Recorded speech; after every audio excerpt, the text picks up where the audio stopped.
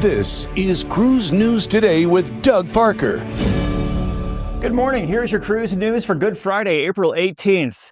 MSC Cruises has canceled the May 11th sailing of the MSC Meraviglia from New York, citing mechanical issues impacting the cruising speed of the ship.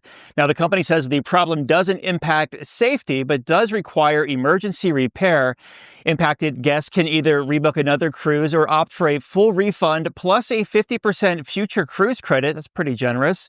MSC is also offering reimbursements for certain non-refundable travel costs. And Carnival Cruise Line has announced itinerary changes for 4 Carnival Vista sailings from Port Canaveral.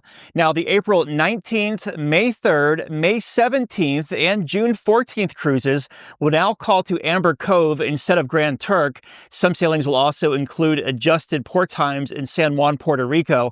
Carnival is offering $50 in onboard credit per stateroom and full refunds for any Grand Turk excursions already booked. We reached out to Carnival for a comment, but haven't heard back.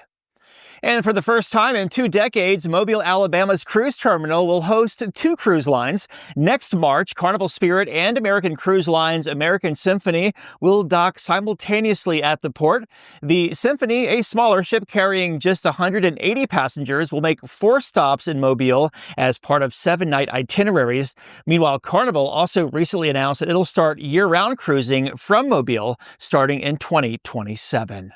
And the photo of the week comes from Bob of Norwegian Prima in Iceland. Beautiful photo here, Bob. You can send yours in, photos at cruiseradio.net. All photos are subject to broadcast. And cruise stocks were mixed on Thursday. Carnival Corporation up 1%, 17.99. Royal Caribbean up the same, 192.69.